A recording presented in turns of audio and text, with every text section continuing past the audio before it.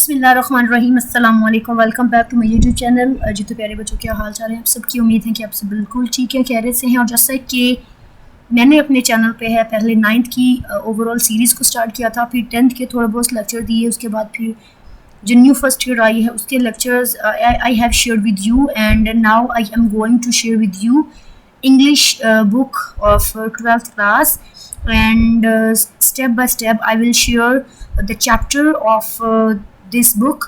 ठीक है, so one by one जो है मैं इस बुक के जो चैप्टर्स हैं वो आपके साथ शेयर करूँगी। और सबसे पहले जो हम शेयर करने जा रहे हैं इस बुक का जो पहला चैप्टर है द डाइंग सन, मरता हुआ सूरज। और यहाँ पर जो मरता हुआ सूरज से मुराद ये है कि जेम्स ने इस कहानी को लिखा था, सर जेम्स ने द डाइंग सन। और इस कहानी में जो उसने बयान किया है वो मैं जस्ट इसकी समरी आपको बताऊंगी, समरी इस वजह से बताऊंगी क्योंकि ये जो ट्रांसलेशन है ये आपके पेपर में नहीं आती, इस वजह से हम इस ट्रांसलेशन को एज इट इज़ जो है ना वो आपको एक समरी के तौर पर बताऊंगी, ताकि जब आप इसके सवाल जवाब करें तो वो आपको इजीली याद हो जाए।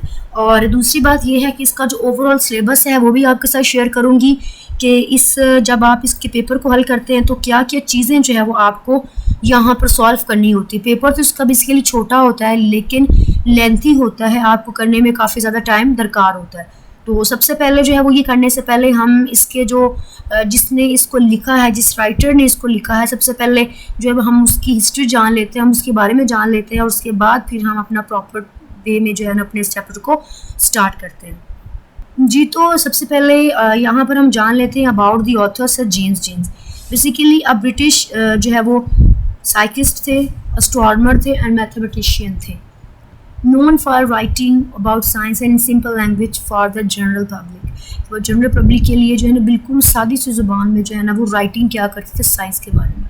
Famous for explaining the organ of the universe and fate of stars, कि स्टार्स की किस्मत के बारे में और यूनिवर्स की ऑर्गन के बारे में वो बहुत ही ज़्यादा मशहूर हैं, उनकी जो एक्सप्लेनिंग है। फिर द मेन आइडिया क्या है इस ऐसे का जो उन्होंने लिखा, वो कहते हैं द ऐसे explains the organ of the universe, the formation of planets and how life may have started on earth. इस ऐसे में वो ये बताते हैं कि यूनिवर्स का ऑर्गन क्या है, फिर प्लैनेट्स कैसे बने, ये सितारे कैसे बने, ये सियारे कैसे बने, और ज़मीन पर ज़िंदगी कैसे स्टार्ट हुई। फिर कहते हैं it also explains that the sun and stars are slowly dying and one day earth will become lifeless. फिर कहते हैं वो ये इसमें ये कहते हैं कि जो सूरज और सितारे हैं ना वो आहिस्ता आहिस्ता मर रहे और एक दिन ये ज़िंदगी भी लाइफलेस हो जाएगी। फिर इस जो चैप्टर की ऐसे के जो पॉइंट्स हैं वो क्या हैं, the beginning of the universe, ये यूनिवर्स कैसे स्टार्ट हुई। Universe was once a huge cloud of gases, कि यूनिवर्स एक दफ़ा क्या हो गई थी, उसमें a cloud of hot gases, कि बहुत ही जो गर्म गैसें हैं उनका एक क्लाउड बन गया था।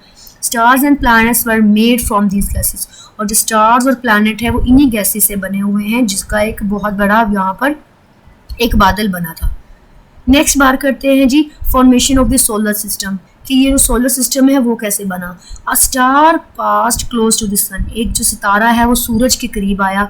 It's gravitational force pulled material from the सन, और इस ग्रेविटेशनल फोर्स ने जो है उसके मटेरियल्स के मवाद को सूरज से पुल किया था। This material cooled and became planets including अर्थ, और ये जब जैसे ही मटेरियल ठंडा होता गया तो ये सियारे और साथ ही जो ज़मीन जो इंक्लूड है वो बन गई। The accident of the life on the earth started by chance, कहते हैं एक बाई चांस से जो है ना वो ज़िंदगी शुरू हो गई थी, नॉट बाई डिज़ाइन नहीं की गई। It happened due to chemical reactions and the right conditions, कहते हैं कि केमिकल रिएक्शंस हुए थे जिसकी वजह से अचानक से ज़मीन पर ज़िंदगी शुरू हो गई थी। नेक्स्ट कहते हैं reality of life of the universe, life needs perfect conditions, एक ज़िंदगी गुजारने के लिए किसी भी सियारे पर हमें हवा, पानी और टेम्परेचर की ज़रूरत होती है, और वह ज़मीन पर ये तीनों चीज़ें मिली हैं। अब ज़मीन के अलावा कहीं और ज़िंदगी हमारी मुमकिन नहीं है, क्योंकि कहीं पर हवा की कमी, कहीं पर पानी की, कहीं पर टेम्परेचर की, लेकिन ज़मीन एक ऐसी चीज़ है जहाँ पर तीनों चीज़ें दस्तियाब हैं। सच conditions are rare in the universe, कुछ ऐसी कंडीशंस हैं जो कि यूनिवर्स में नायाब हैं, जो हमें कहीं भी नहीं मिलती। The sun is burning it's energy slowly, अब कहते हैं जो सूरज है वो अपनी एनर्जी को आहिस्ता आहिस्ता खो रहा है, बर्न कर रहा है। One day it will stop shining and earth will become to cold for life, कहते हैं एक दफ़ा ये एक दिन चमकना ख़त्म हो जाएगा और जो ज़मीन पर ज़िंदगी है वो ठंडी हो जाएगी। इसका लेसन क्या है इस चैप्टर का, लाइफ इज़ फ्रेगल एंड रेयर, کہ زندگی کیا ہے، نایاب ہے. We must value our planet and be aware of place in the universe. کہتے ہیں کہ ہمیں اپنے سیارے کی جو ہے وہ قدر کرنی ہے اور اس یونیورس کی جہاں میں ہم رہتے ہیں، اور ہمیں باخبر رہنا ہے کہ بیسیکلی لائف کیا اور ہمیں اس کو کس طرح سے گزارنا ہے. آئی ہوپ کہ آپ کو اس چیپٹر کی سمجھ آ گئی ہوگی کہ اس چیپٹر میں بیسیکلی کیا بیان کیا جا رہا ہے. میں پھر بھی آپ کو تھوڑی سی اس کی سمری مزید بتا دیتی ہوں تاکہ سوالات یاد کرنے میں آپ کو کسی بھی طرح کی کوئی بھی مشکل نہ پیش آئے. ارلیئر آئی ٹولڈ کہ سب سے پہلے ہم اس کی سمری تھوڑی سی دیکھ لیتے ہیں، اس کے بعد پھر ہم اس کے آنسر کی کوشش کرتے چلتے ہیں. تو یہاں پر اگر ہم سمری دیکھیں تو یہاں پر کہتے ہیں کہ سر جیمز کا لکھا ہوا ایک دا ڈائنگ سن سائنسی مضمون ہے. اس میں وہ ہمیں بتاتے ہیں کہ کائنات کی ابتدا کیسے ہوئی، سورج سیارے کیسے بنے اور زمین پر زندگی کس طرح حادثاتی طور پر شروع ہوئی. مصنف کے مطابق شروع میں کائنات بہت بڑا گیسوں کا بادل تھی. ایک دن ایک آوارہ ستارہ سورج کے قریب سے گزرا جس کی کشش ثقل نے سورج سے مادہ کھینچ لیا. یہ مادہ ٹھنڈا ہو کر سیارے بن گیا جس میں زمین بھی شامل ہے. زمین پر زندگی ایک حادثے کے طور پر شروع ہوتی جب مخصوص کیمیائی تعاملات اور موزوں حالات نے زندگی کو جنم دیا. پھر کہتے ہیں مصنف یہ بھی کہتے ہیں کہ زندگی بہت نایاب ہے کیونکہ کائنات میں زیادہ ستاروں پر ایسے حالات موجود نہیں ہوتے. آخر میں مصنف خبردار کرتے ہیں کہ ہمارا سورج آہستہ آہستہ مر رہا ہے. جب اس کا ایندھن ختم ہو جائے گا تو وہ روشنی دینا بند کر دے گا.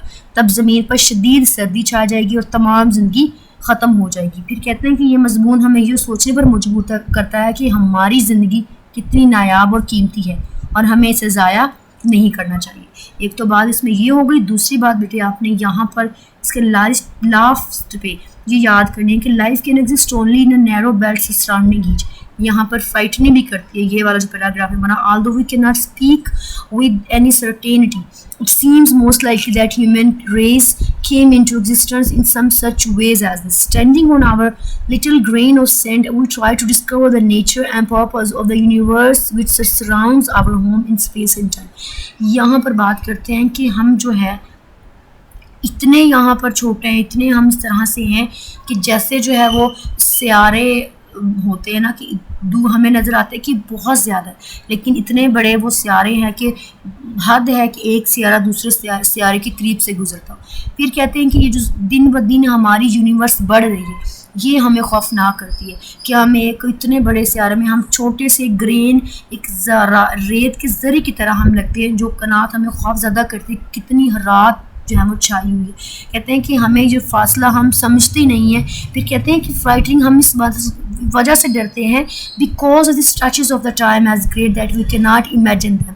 کہ وہ اتنے اسٹریچز وہ ٹائم کے اتنے وہ بیریئرز ہیں، وہ اتنے اسٹریچز ہیں کہ ہم اس کو امیجن نہیں کر سکتے. Making the whole human history so very small in comparison. کہتے ہیں کہ پوری زندگی بھی ہم لگا دیں گے تو پھر بھی ہم اس کا تضاد نہیں کر پائیں گے. پھر کہتے ہیں frightening because of our extreme loneliness. پھر کہتے ہیں ہم اپنی تنہائی کی وجہ سے ڈرتے ہیں and because of the littleness of our home in space. کہ ہم پھر ڈرتے ہیں اس بات سے کہ اس اسپیس میں ہمارا جو چھوٹا سا گھر ہے in part of a grain of sand out of all sea sand in the world. پھر کہتے ہیں کہ کیسے جی، جیسے ریت کے ذرے کم جو ملینتھ پارٹ حصہ ہیں، ٹھیک ہے، جو کہ اس پوری دنیا کی زمین ہے بٹ ابو آل اس، لیکن ان سب سے زیادہ we find a universe frightened. ہم پھر بھی جو ہے وہ اسے کیا پاتے، خوفزدہ پاتے ہیں because we can not find any sign that like earth exist anywhere expect on the earth. کہتے ہیں کیونکہ زمین کے علاوہ کہیں اور بھی زندگی ممکن نہیں ہے. انڈیڈ بے شک for the most part empty space is called that is life it would frozen. کہتے ہیں کہ زندگی کے کچھ ایسے سیارے بھی ہیں جہاں پر جو زندگی ہے وہ بالکل ٹھنڈی ہو جائے. Most of the matter space so hot. اور کہتے ہیں اسپیس میں کچھ اتنے گرم سیارے ہیں ٹو میک لائف امپاسبل کہ جہاں پر زندگی ناممکن ہے. Life does not seem to have any part in the plan of the universe which produced our planetary system. کہتے ہیں زندگی دکھائی نہیں دیتی. کہتے ہیں یونیورس کا پلان ہی نہیں ہے کہ کہیں اور ایک زندگی شروع کی جائے. Calculation shows that. پھر کہتے ہیں کیلکولیشن یہ شو کرتی ہیں that can be one only few system in space yet so far we can see. کہتے ہیں کہ کچھ ایسے سسٹمز ہیں یہ شو کرتے ہیں کہ جن کو ہم دیکھ سکتے ہیں. Life of the kind we know on earth can exist only our planets like the earth. کہتے ہیں لائف صرف اسی پر وجود میں آ سکتی ہے جیسے کہ ہماری زندگی، ہماری اس زمین پر زندگی ہے. It needs suitable physical condition for its appearance. کہتے ہیں اس کی موجودگی کے لیے ہمیں مناسب جو ہے وہ کنڈیشن کی ضرورت ہے. The most important of the which is temperature and which substance can exist in a liquid state. پھر کہتے ہیں جو سب سے زیادہ ضروری ہے وہ حرارت ہے, وہ ٹمپریچر ہے, اور لیکوڈ اسٹیٹ ہے, مینس کہ پانی ہے. آئی ہوپ کہ آپ کو جو ہے وہ اس کی سمجھ آ گئی ہوگی کہ یہاں پر جو ہے وہ کیا چیز بیان کی گئی. میں نے اس کو تھوڑا تھوڑا سا آپ کے لیے بیان کیا ہے تاکہ آپ کو پتہ لگ جائے کہ اس کی ٹرانسلیشن میں کیا چیز بیان کی ہے. اب ہمارا جو موسٹ جو امپورٹنٹ اس میں چیز ہے وہ ہمارے آنسر کویشچنز ہیں. So without any time wasting let's get started the answer questions of the first chapter.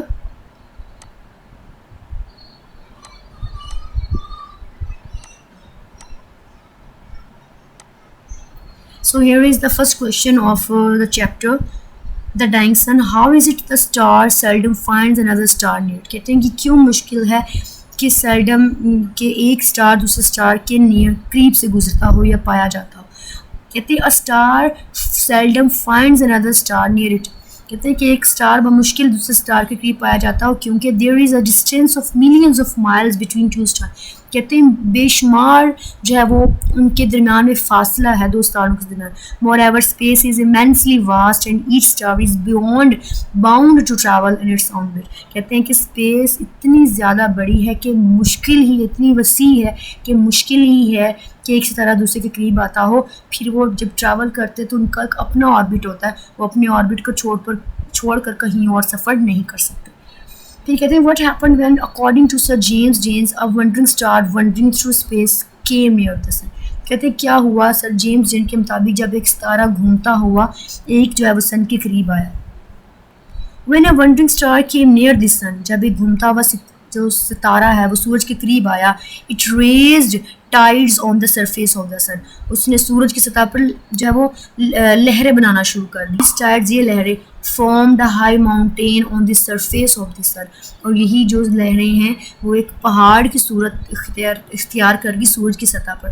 That we can hardly imagine. اس کو ہم بڑی مشکل ہی جو ہے وہ امیجن کر سکتے ہیں. پھر کہتے ہیں Question number 3, what happened when the wandering star came nearer and nearer? کیا ہوا جب ستارہ قریب سے قریب تر آتا گیا.